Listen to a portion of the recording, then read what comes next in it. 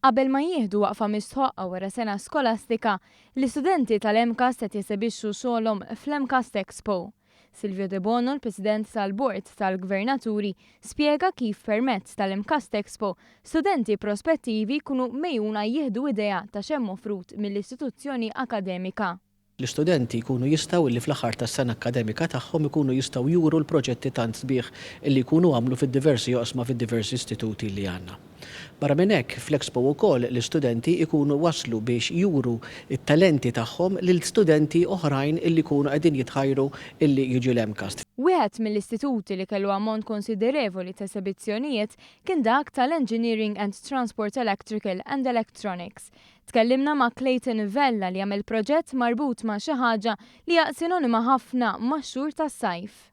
Jiena għamilt sistema wireless fireworks firing system li taħraq in-nar wirelessly, ġifieri mingħajr użu ta' wires. Din is-sistema għandha range ta' 1.2 kilometers biex niftija ma' line of sight u hija ttestjata 500 meters. Spikaw ukoll diversi robots. George Cini ħoloq robot li kapaċi jibbilanċja lilu nnifsu mingħajr intervent uman. Dan huwa tool balancing robot li qed juża servos biex iżomm stabilità u iżomm 0 degrees dejjem mal-art li jkun qiegħed fiha, kapaċi jimxi fuq inclined plane u jżomm stabbli, kapaċi jġor weight fuqu u jżomm stabbli. Sta jikkontrollaħ bil-Bluetooth application. Studenti oħra żammew f'moħħhom l-avvanz li qed isir fit-teknoloġija u rabtu dan mal-kumdità li ħafna jfittxu.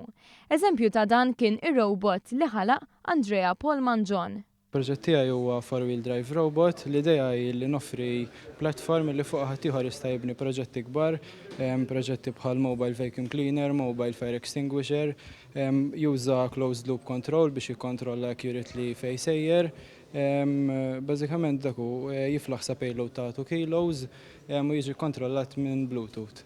Din ir-raba edizzjoni tal-MCAST EXPO tiġi fit-tmiema nhar is-Sibt 27 ta' Ġunju.